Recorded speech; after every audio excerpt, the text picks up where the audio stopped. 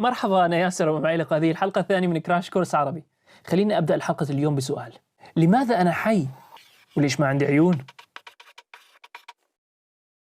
طريقة الإجابة على هذا السؤال حتكون مفتاح لأفكار كثيرة، مثل الأمور اللي مفترض نهتم فيها وسلوكنا، وما كنا إذا حابين نصير نباتيين أو نستمر في أكل اللحم، أو إذا لازم نحب البنت اللي طنشتك لأنك مش راضي تسيبها في حالها. بالضبط اللي بحاول أقول لكم إياه إنه أحد أسباب دراستنا للتاريخ هو من أجل إنك تكون حبيب أحسن، ولكن خلونا نحكي عن هذا الموضوع بعدين.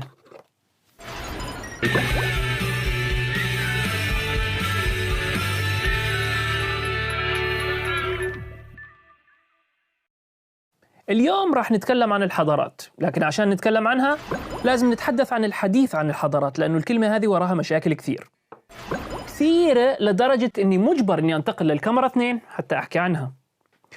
بعض التجمعات البشرية ينظر إلها على إنها حضارات، وغيرها مثل الثقافات البدوية وثقافات الرعاة عادة لا تعتبر حضارات إلا لو كنت يلا سوا المغول. من خلال تسمية بعض التجمعات حضارات أنت تلمح لأنه باقي الأنظمة المجتمعية ليست متحضرة، وهذا تقريبا معناه أنها مجتمعات همجية أو بربرية. ملاحظة على الهامش: كلمة بربري أصلها إغريقي ومعناها أي واحد لا يتكلم اللغة الإغريقية، لأنه بالنسبة للإغريق كل لغة ثانية كانوا بيسمعوها مثل هيك بار بار بار بار بار بار بار.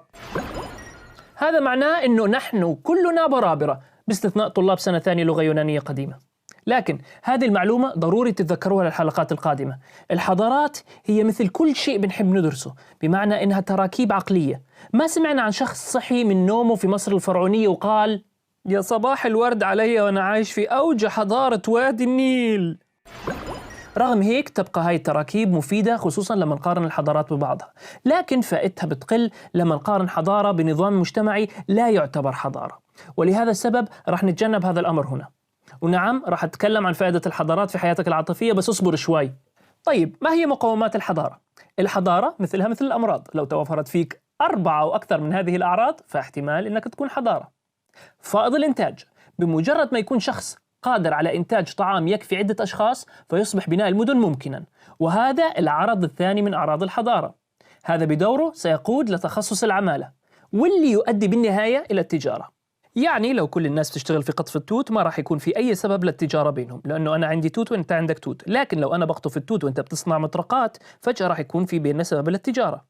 الحضارات أيضا عادة ما بترتبط بالطبقات الاجتماعية والحكومة المركزية والقيم المشتركة، اللي عادة ما بتكون في إطار الدين والكتابة. وعلى الأقل في أول أيامها كانت معظم الحضارات مرتبطة بالأنهار. في الوقت الحاضر بإمكانك تقطع أي قطعة أرض بالنص أفقيا وعموديا وبوم صارت عندك مدينة. لكن قبل 5000 سنة الحضارات نشأت تقريبا كلها قرب الأنهار، سواء كان دجلة أو الفرات أو النهر الأصفر أو النيل أو حوض الأمازون أو كواتساكوالكوس. والله ما بمزح، في نهر اسمه كواتساكوالكوس. وادي السند: حضارة وادي السند كانت تقع في السهول المغمورة لنهري السند وسراواتي، وكان وقتها أفضل مكان في العالم لبدء حضارة عتيقة. اللي بنعرفه أنه حضارة وادي السند ازدهرت قبل زمن طويل، تقريبا حوالي 3000 قبل الميلاد. لكن سكان وادي السند كانوا يتاجروا مع بلاد الرافدين بحدود 3500 قبل الميلاد. كما بنعرف أنه هي كانت أكبر حضارات العالم القديم، وعلماء الآثار اكتشفوا منها حوالي 1500 موقع. شو اللي بنعرفه عن هذه الحضارة؟ خلي المرسوم المفيد يجاوب. كل شيء بنعرفه عن حضارة وادي السند جاء من علم الآثار، لأنه بالرغم من استخدامهم لغة مكتوبة إلا إن ما بنعرف نقرأها، أي لحد الآن ما ظهر أي روزيتا ستون حتى يساعدنا في الترجمة، قصدي روزيتا ستون الأصلي. بس حتى هذا ما نفع. كل اللي بنعرفه الحضارة هذه كان عندها مدن رائعة، الأكثر شهرة فيها هي هارابا وموهنجو دارو. المدن كانت تتكون من بيوت متعددة الطوابق مبنية من طوب متشابه الحجم على طول شوارع متعامدة. يعني ما كانت هذه المدن نسخة قديمة من القاهرة وعشوائيات القاهرة، بل يمكن أقرب لمنهاتن. وهذا معناه أنه كان عندهم نوع من الحكومة وتخطيط للأحياء، لكن لا نعرف للآن من وين الحكومة هاي كانت تستمد شرعيتها. المدن كانت موجهة باتجاه الرياح، وكانت توفر بهذه الطريقة نوع من التكييف المركزي، وكانت نظيفة كمان. معظم المنازل كانت مرتبطة بشبكة صرف صحي مركزية تعتمد على الجاذبية لنقل الفضلات من خلال قنوات أسفل الشوارع. هذا النوع من التخطيط كانت تحلم فيه كثير من مدن أوروبا في القرن الثامن عشر. أيضا في موهنجو دارو كان أكبر مبنى ليس القصر أو المعبد بل الحمام، اللي المؤرخين سموه الحمام العظيم. ما بنعرف أسباب استخدام الحمام العظيم، ولكن بما أن الثقافات الهندية اللاحقة كانت تهتم بشكل كبير بطقوس التنقية اللي أصبحت أساس النظام الطبقي، غير كل هذا الحضارة هاي انخرطت في التجارة. أحد أرهب الأشياء اللي أنتجتها حضارة وادي السند كانت أختام تستخدم للتعريف على البضائع وألواح الصلصال.